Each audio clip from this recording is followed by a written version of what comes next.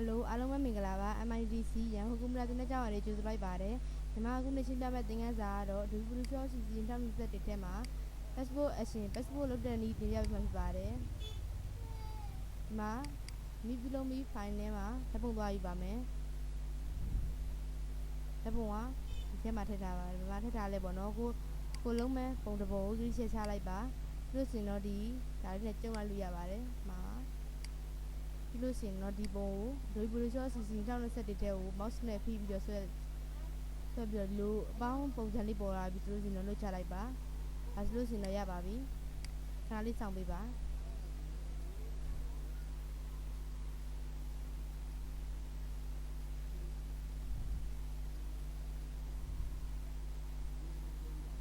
မဆလို့ဆိုရင်ပထမဦးဆုံးလေယာပွားမှာဖြစ်ပါတယ်ဒီပကောင်းလေယာကိုဒီလိုဆွဲလာပြီးတော့ဒီ create new layer တဲ့အပေါ်လေးမှာချလိုက်လို့လည်းရပါတယ်ချလိုက်လို့ဆိုရင်ဒါတော့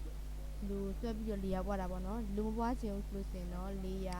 တွေပြီးတော့ new layer ပြရကောပြီးခုပွားဆိုရင်တော့ control ရဲ့ G ရဲ့နဲ့လေယာပွားလို့ရပါတယ်ဒါပြီးဆိုလို့ဆိုရင်တော့ဒီမှာ image ရတယ်ပြီးတော့ဒီမှာimage ရတယ်ပြီးတော့ auto tone keyboard ပွားဆိုလို့ဆိုရင်တော့မှာ shift control N ကိုနှိပ်ကြမှာဖြစ်ပါတယ်ဒါဆိုလို့ဆိုရင်တော့ auto tone လုပ်ပြီးသွားပါပြီဒါကတော့ auto tone မလုပ်ခင်ရပုံပါဒါကတော့ auto tone လုပ်ပြီးတော့ပုံပါပြီးရင်တော့သူ့ကိုမျက်နှာကို select ပေးမှဖြစ်တဲ့အတွက်မှာ quick selection 2 keyboard ပွားဆိုရင်တော့ W ကိုယူပါတယ်ပြီးလို့ဆိုရင်တော့သူ့ရဲ့မျက်နှာလေးကို select ပေးလိုက်ပါမယ်ဒီလိုစပင်းလေးပါလာပြီးဆိုလို့ဆိုရင်တော့ keyboard ပေါ် order လေးကိုဖိပြီးတော့ဒီလို select လေးနှုတ်လိုက်ပါမယ်ဒါပြီးဆိုလို့ဆိုရင်တော့ဒီမှာသူ့ကို setup ပေးမှဖြစ်တဲ့အတွက် select ကနေပြီးတော့ modify factor keyboard ပေါ်ဆိုရင်တော့ F6 ကိုနှိပ်ကြမှာဖြစ်ပါတယ်ဒီမျက်နှာတွေကိုအသားတွေလုပ်တဲ့အခါမှာတော့ဒီမှာ30ပဲပြပါမယ်ပြီးရင်တော့ OK ကိုနှိပ်လိုက်ပါပြီးလို့ဆိုရင်တော့ layer တွေပြီးတော့ new layer ပြ copy ပြုတ်ပေါ်ဆိုရင်တော့ control ရဲ့ G နဲ့ layer ပွားလို့ရပါတယ်ဒါဆိုလို့ဆိုရင်တော့သူက layer ဝင်သွားပါပြီကလေးရသွားပြီဖြစ်တဲ့အတွက်သူ့ကိုအလင်းတင်မှာဖြစ်တဲ့အတွက် image ရပြီးတော့ adjustment ရပြီးတော့မှာ level ဆိုတာရှိပါတယ်ပြုတ်ပေါ်ဆိုရင်တော့ control ရဲ့ N ရေကိုနှိပ်ကမှာဖြစ်ပါတယ်ဒီမှာတော့မိမိကြိုက်တဲ့လောက်မိမိလိုသလိုပုံမှာမူတည်ပြီးတော့ပေးရမှာဖြစ်ပါတယ်ဒါပြီးဆိုရင်တော့ OK ကိုနှိပ်လိုက်ပါ image ရပြီးတော့ adjustment ရပြီးတော့ခါပဲပါ keyboard ပွားဆိုရင်တော့ control ရဲ့ M ရေကိုနှိပ်ကမှာဖြစ်ပါတယ်ဒီနေရာမှာတော့ preset တဲ့နေရာမှာတော့ဒီမှာ preset မှာတော့ဒီမှာ Ultra RGB ဆိုတာလေးနှိပ်လိုက်ပါဒါပြီးဆိုရင်တော့ OK ကိုနှိပ်ကမှာဖြစ်ပါတယ်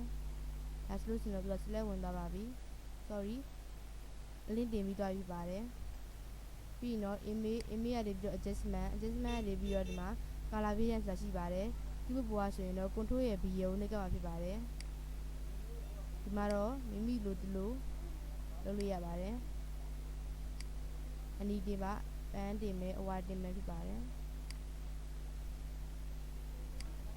ရပြီဆိုရင်တော့ OK လေးကိုနှိပ်လိုက်ပါဒီ layer တွေကိုညီမတို့ပေါင်းမှဖြစ်တဲ့အတွက် layer တွေပြီးတော့ဒီမှာ pattern image နဲ့ပေါင်းလို့ရတယ်လို့ဒီမှာဒီနှစ်ခုတည်းပေါင်းမယ်ဆိုလို့ရှိရင်တော့ဒီမှာ control E နဲ့ပေါင်းလို့ရပါတယ် match down မှာဒီအများကြီးပေါင်းမယ်ဆိုလို့ရှိရင်တော့ဒီမှာ control C E နဲ့ပေါင်းလို့ရတယ်လို့ဒီမှာ pattern image ဆိုတာရှိပါတယ် pattern image နဲ့လည်းပေါင်းလို့ရပါတယ်အဲဆိုလို့ရှိရင်တော့ layer တွေအကုန်လုံးပေါင်းသွားပါပြီညီမတို့ကmain ကလေးဖြစ်တဲ့အတွက်ဒီမှာနှာခမ်းကြီးစုပ်ပေးရပါမယ်နှာခမ်းကြီးစုပ်ပေးဖို့ဒီမှာ pen 2ကိုယူပါတယ်ပြုတ်ပွားဆိုရင်တော့ B ပါသူ့ကို pen 2နဲ့နှာခမ်းကို select တန်းလန်းကြောင်းပေးလိုက်ပါမယ်အရင်ဆုံး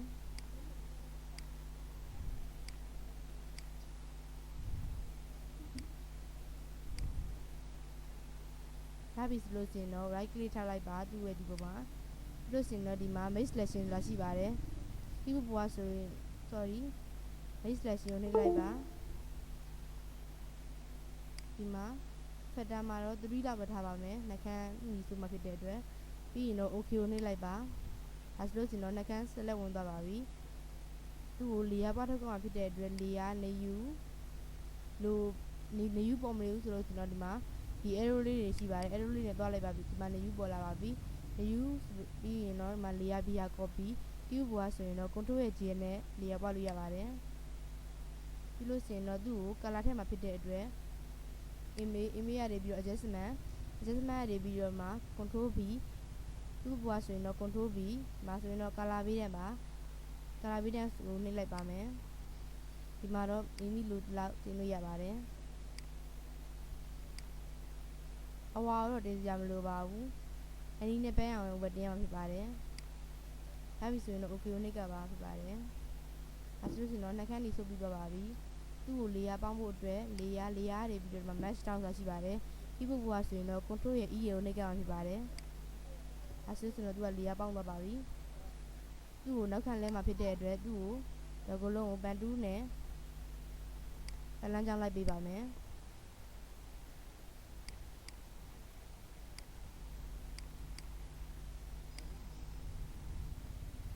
ဒီလိုအနိကကြည့်ပါဒါမှသူကရှင်းရှင်းလင်းလင်းမြင်ရမှာဖြစ်ပါတယ်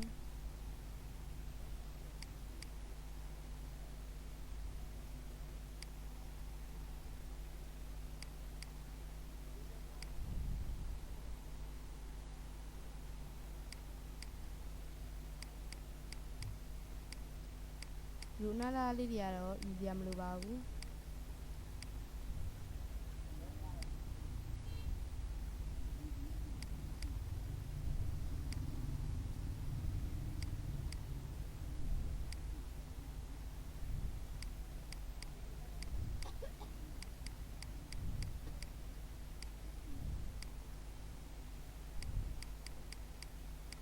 ဒီလိုအစားနဲ့ဆုံးတော့မယ်ဆိုလို့ရှိရင်တော့ဒီမှာ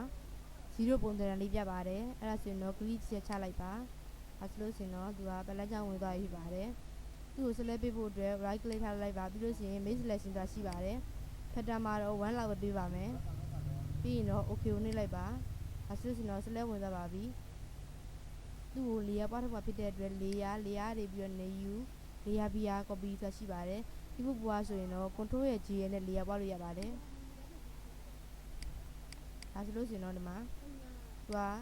နောက်ခံဘက်မှာဖြစ်တဲ့အတွက်ဒီက background layer ကို select ပေးထားပါတယ်ပြီးလို့ရှိရင်တော့ဒီ foreground color မှာအပြာရောင်လေးရွေးပါမယ်ပြီးလို့ရှိရင်တော့ okay ကိုနှိပ်လိုက်ပါပြီးရင်တော့သူ့ color ဖြစ်မှာဖြစ်တဲ့အတွက်သူ့ဘောက order ရဲ့ backspace ရဲ့နဲ့ color ဖြစ်လို့ရပါတယ်အဲဆိုလို့ရှိရင်တော့သူက color ဝင်သွားပါပြီသူ့ကို size show မှာဖြစ်ညီမတို့ကလုံးဝဒီမှာ size show မှာဖြစ်တဲ့အတွက်ဒီမှာcrop ယူလိုက်ပါမယ် cube ဘွားဆိုရင်တော့ control ရဲ့ C ကိုနှိပ်ပါ sorry C ဖြစ်ပါတယ်ဒီမှာတော့ 1.5 ထားပါမယ်ဒီမှာတော့2လောက်ပဲထားပါမယ်ရပြီဆိုလို့ရှိရင်တော့ဒီမှာပြင်အောင်မှာဖြစ်ပါတယ်ဒီနားမှာဆိုလို့ရှိရင်တော့သူကလောက်အပေါ်အများကြီးရောက်နေတယ်ဆိုလို့ရှိရင်တော့နည်းနည်းလေးပဲယူလိုက်ပါ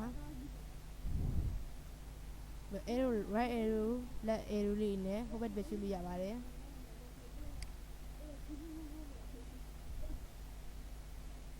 မှာဆိုလို့ရှိရင်ဒီပုံ mouse နဲ့ဖိပြီးတော့လဲဆွဲလို့ရပါတယ်ရပြီဆိုလို့ရှိရင်တော့အမှန်လေးကိုကြည့်လို့ရတယ်လို့ပြီးဖို့ဘောကအန်တာကိုလည်းခောက်လို့ရပါတယ်ဟာပါဒါဆိုလို့ရှိရင်တော့ရသွားပါပြီ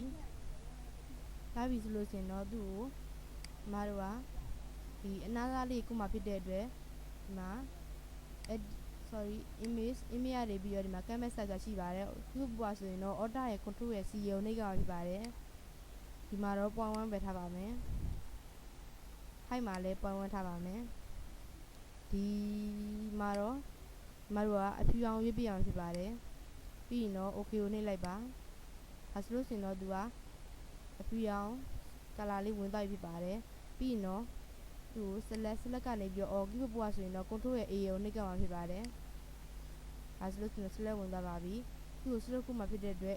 edit ကနေပြီးတော့ stroke ဆိုတာရှိပါတယ်ဒီမှာတော့ 3 pixel လောက်ပဲထားမှာပဲဒီ color မှာတော့အနက်ရောင်ရွေးပေးရမှာဖြစ်ပါတယ်ရပြီဆိုရင်တော့ okay ကိုနှိပ်လိုက်ပါပြီးလို့ရှိရင်တော့ select ကနေပြီးတော့ select keyboard ဘွားဆိုရင်တော့ control ရဲ့ D ကိုနှိပ်ပါ